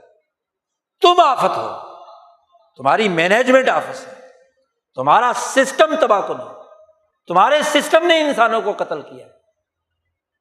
مولوی بھی دعا کرتا ہے جی اللہ میاں نے آفت بھائی، دنیا میں سیلاب آتے ہیں، لوگ سیلاب سے نمٹنے کے لیے حکمت عملی بناتے ہیں۔ وہ چین جس کا دریائے زرد انقلاب سے پہلے لاکھوں انسانوں کو لقمہ اجل بنا دیتا تھا، اس کو ایسے انہوں نے باندھا ہے، اس کے دھانے سے لے کر ہزاروں میل لمبا، کہ وہی دریا ان کی توانائی کا مرکز اور منبع ہے، ان کی بجلی پیدا کرنے کا ذریعہ ہے، ان کی زراعت کی ترقی کا سبب ہے، اور ایک آدمی بھی نہیں مرتا۔ عجیب بات ہے، جن کے پاس الہی علم ہے، تورات کا علم ہے، انجیل کا علم ہے، قرآن کا علم ہے، وہ تو اس علم کا استعمال نہیں کرتے، اس کے برخلاف انسانیت کے قتل کے لیے راستہ ہموار کرتے ہیں، یہودیت اور عیسائیت اور اسلام کے نام پر۔ اور وہ قومیں جو الہی مذہب نہیں رکھتی، اپنی عقل، اپنی سوچ، اپنے حکماء، اپنے بنائے ہوئے سسٹم کے تحت انسانیت کی فلاح و بہبود کے لیے کردار ادا کرتی ہے، ترقی یافتہ نظام بناتی ہے، غربت کا خاتمہ کرتی ہے۔ کروڑوں انسان چین نے غربت کی لکیر سے اوپر اٹھائے ہیں، غربت کا خاتمہ کیا ہے، علاقے آباد کیے ہیں، گاؤں دیہاتوں تک ہر چیز پہنچا دی، صنعت اور حرفت اور ترقیات کی منازل طے کی۔ اور یہاں 200 سال پرانی تہذیب و ثقافت اندرون سندھ، جنوبی پنجاب، بلوچستان کے اندر، اور تو اور اونچے پہاڑوں پر مافیاز نے اچھے علاقوں پر قبضے کیے ہوئے، یہاں کے مقتدر طبقوں نے، اور غریب بیچارہ کوئی چھوٹا سا ہوٹل بنا کر کسی دریائے سوات کے کنارے یا کنہار کے سامنے بنا کر بیٹھا ہوا ہوتا ہے، سیلاب آتا ہے سب کچھ اڑا کر پھینک دیتا ہے۔ دیکھو مینگورا میں کیا حال ہوا، آج صبح کی جو ویڈیوز آئی ہیں، بحرین سارا صاف کر دیا اسے۔ پہاڑوں پر بھی سیلاب سے انسانیت کو قتل کیوں نہیں بچا سکتے؟ انسانیت تباہ ہو رہی ہے۔ تقتلون انفسکم، تم نے ان کے گھروں سے انہیں نکال باہر پھینک دیا۔ آج وزیر اعلیٰ سندھ کہتا ہے کہ دیکھو لوگ جو ہیں اتنے لاکھ لوگ سڑکوں پر ہیں، گھروں سے باہر نکالا کس نے نکالا؟ تم نے نکالا، تمہارے نظام نے نکالا، تمہارے سسٹم نے نکالا۔ جب 2010 کے سیلاب میں باقاعدہ اتھارٹی وجود میں آ گئی جس کا ذمہ داری تھی کہ ان 12 سالوں میں آفتوں کا مقابلہ کرنے کے لیے یہ جو کروڑوں اربوں روپیہ تم نے انتظامیہ پر خرچ کیا ہے وہ کہاں ہے؟ آج بھی وہی 2010 والے سیلاب کی صورتحال موجود ہو تو کیوں؟ کوئی پوچھنے والا ہے؟ اور جب سب کچھ ڈوب گیا، مر گیا، اب کہتے ہیں جی ساری انتظامیہ کے لوگ اپنے اپنے مہینے کی تنخواہ دو، جی وزیر کابینہ جو ہے وہ جی وزراء جو ہیں اپنے مہینے کی تنخواہیں دیں گے، اب جناب فوجی جو ہیں وہ اپنے اپنے مہینے کا راشن دیں گے، اپنی اپنی 1-2 دن کی تنخواہ دیں گے۔ یعنی پہلے ڈبو سسٹم کے ذریعے سے اور پھر ریلیف کے نام سے کیا ہے، بیچارے غریب جو لوگ جن کی ضروریات بھی پوری نہیں ہوتی ان کی تنخواہیں کاٹ لو، اور مافیاز کے لیے خیمے نہیں ہے، فلانا نہیں ہے، فلانا نہیں ہے، اور مذہب کے نام کی پارٹیاں بکسے لے کر میدان میں آ گئی، چندہ مانگنے کے لیے بڑے تیار ہیں۔ وہی کام جو یہودی کرتے تھے، وہی کام جو عیسائی راہب کرتے تھے، وہی اگر مسلمان مذہبی طبقے، مذہبی جماعتیں اسلام کے نام پر، انصاف کے نام پر سیاسی پارٹیاں وہی کام کریں تو نتیجہ کیا ہے؟ وہی ہوگا نا۔ اللہ پاک نے صاف طور پر یہ بات یہاں کہی ہے، اور بالکل آج کی اس مشرق شدہ مذہبیت پر فٹ ہوتی ہے کہ افتؤمنون ببعض الکتاب وتکفرون ببعض فما جزاء من یفعل ذلک منکم۔ حصر کیا ہے، عربی جاننے والے جانتے ہیں کہ اس جرم کی سزا اس کے علاوہ اور کچھ نہیں ہے۔ فما جزاء من یفعل ذلک منکم، جو یہ حرکت کرے گا، یہ کام کرے گا، یہ معاہدات توڑے گا، یہ قتل انسانیت کا ارتکاب کرے گا، یہ انسانیت کو جلا وطن اور مہاجر بنائے گا، بے گھر بنائے گا، اس کی سزا ایک یہ فما جزاء من یفعل ذلک منکم، الا استثناء کیا ہے خزی فی الحیات الدنیا، دنیا کی زندگی میں ذلت رسوائی ہے۔ بڑے فخر سے علماء کہتے ہیں جی یہودیوں پر ذلت نازل ہوگی، ضربت علیہم الذلۃ والمسکنہ، قیامت تک۔ بھائی اگر ان کی ذلت میں تم بھی ساتھ شریک ہوگے تو تم پر بھی ذلت ہوگی نا۔ یہ آیت یہی کہہ رہی ہے، خزی فی الحیات الدنیا، دنیا کی زندگی میں ذلیل ہوگے تم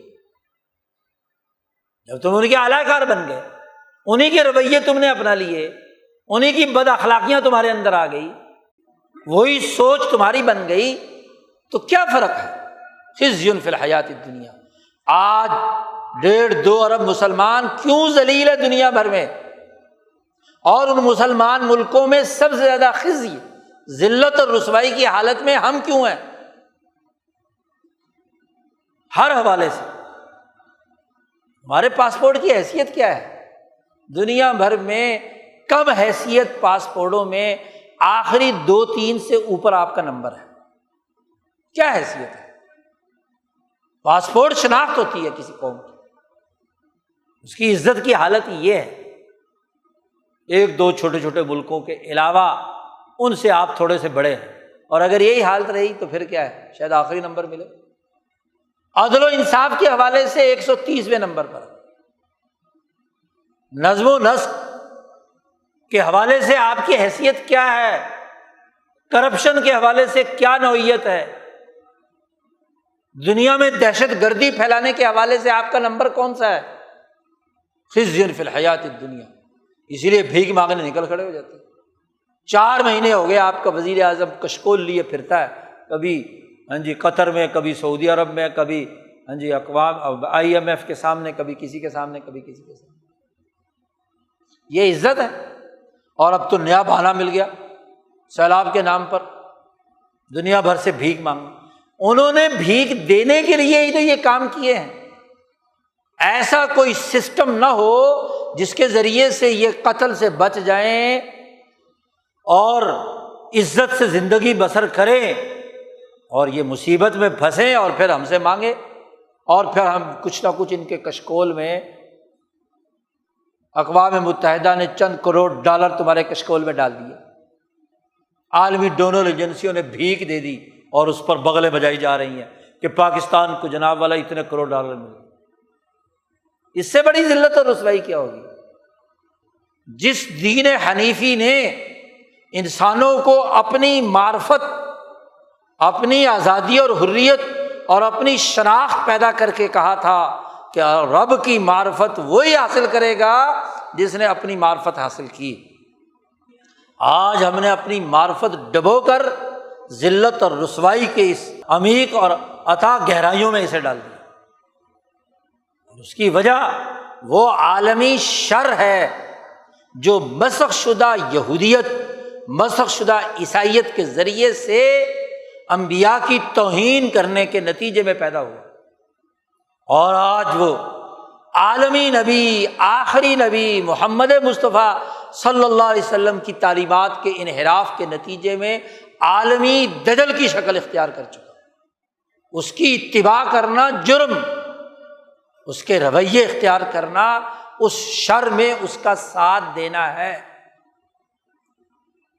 عجیب بات ہے، ہمارے واعظین اور مبلغین ہمیں اپنے نفس کے شر سے اور اپنے شیطان کے شر سے بچانے کے لیے تو تبلیغ اور وعظ کرتے ہیں کہ شیطان سے بچنا، نفسانی خواہشات میں مبتلا نہ ہونا، تہذیب نفس کے نام سے تو بڑے ڈونگرے برسائے جاتے ہیں جمعے کے خطبوں میں، جبکہ انسان کا نفس اور اس کا شر، یہ شر کی جتنی سٹیجز بیان کی ہیں نا محققین علماء نے، ان میں پہلا شر ہے الشر الاول ہے۔ شیطان کا شر انسان کے وجود میں داخل ہے۔ نبی اکرم صلی اللہ علیہ وسلم نے فرمایا کہ ان الشیطان، خون کی جگہ شیطان دوڑتا ہے، اس سے اس دنیا میں رہتے ہوئے مکمل چھٹکارا نہیں ہو سکتا۔ اس کی مزاحمت، اس کا مقابلہ تو آخری ہچکی لینے تک انسان کو کرنا ہے۔ کوئی یہ کہے کہ اس پر میں غلبہ پا لوں گا، ایسا نہیں ہو سکتا۔ اس کو فنا کی گھاٹ اتارنے کا حکم ہمیں نہیں دیا گیا، اس کا مقابلہ کرنے کا یہ رہے گا۔ جی صحابہ نے حضور صلی اللہ علیہ وسلم سے پوچھا کہ کیا آپ صلی اللہ علیہ وسلم کے جسم مبارک میں بھی شیطان خون کی جگہ دوڑتا ہے؟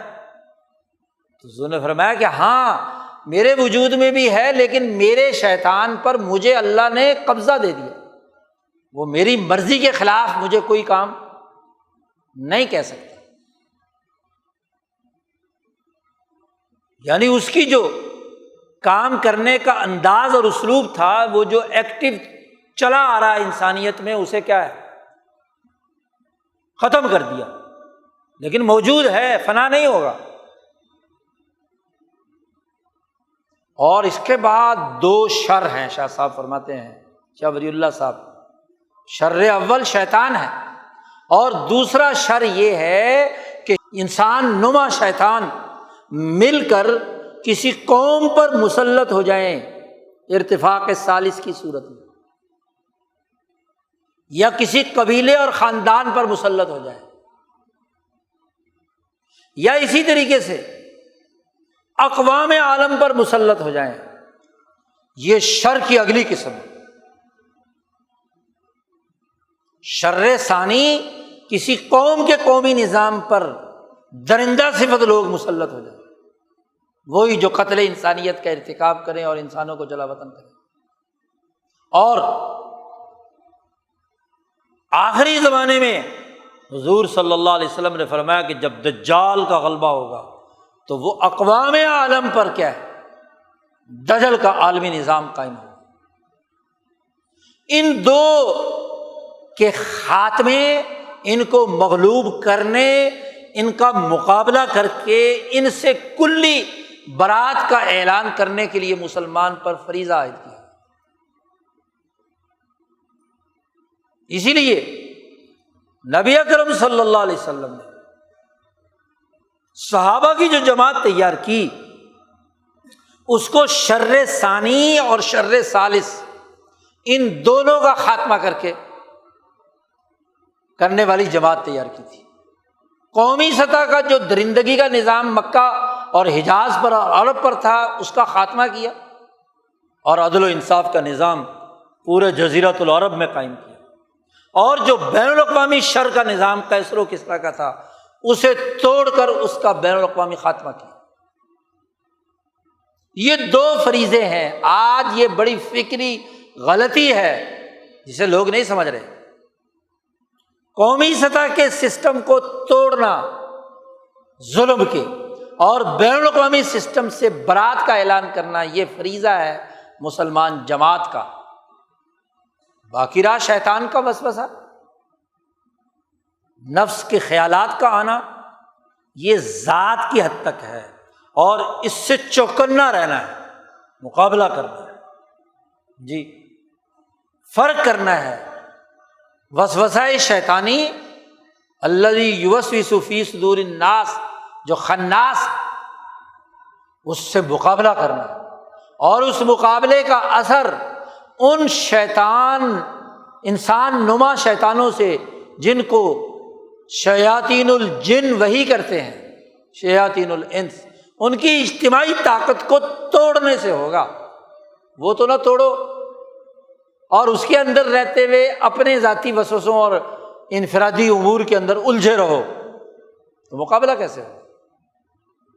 مزاحمت اس قومی اور بین الاقوامی نظام سے ہے جو دجل و فریب کی اساس پر سوسائٹی پر مسلط ہے۔ یہ ان آیات کا بنیادی پیغام ہے۔ اللہ پاک کا انداز اور اسلوب یہ ہے کہ قوموں کی تاریخ کے تناظر میں آنے والی جماعتوں کی رہنمائی دیتے ہیں۔ بنی اسرائیل کے غلط کردار کے تناظر میں مسلمان جماعتوں کو رہنمائی دی گئی کہ جو میثاق کیا ہے اس پر پابند رہو، جو کلمہ پڑھا ہے، جو اقرار کیا ہے، جو شہادت اور گواہی دی ہے، اشہد ان لا الہ الا اللہ واشہد ان محمد رسول اللہ، وہ تقاضا ہے اس کا کہ قتل انسانیت کے ارتکاب سے بچو اور انسانوں کو بے گھر کرنے سے بچو۔ آج یہ دونوں جرم ہماری مقتدرہ، ہمارا قومی نظام، ہمارا بین الاقوامی نظام کر رہا ہے۔ مسلمان وہ ہے جو اس سے برات کا اعلان کرے اور اس کے مقابلے میں مزاحمتی شعور رکھے، تو وہ تو سچا مسلمان ہے، انبیاء کی تعلیمات کا وارث ہے، ورنہ تو وہ انہی بد اخلاقیوں کا حامل ہے جس کے نتیجے میں دنیا کی ذلت اور رسوائی بھی ہے اور آخرت کا عذاب بھی منتظر ہے۔ اللہ تعالیٰ ہمیں عقل و شعور نصیب فرمائے، قرآن حکیم کو درست تناظر میں سمجھنے اور کردار ادا کرنے کی توفیق عطا فرمائے۔ وآخر دعوانا الحمد للہ رب العالمین۔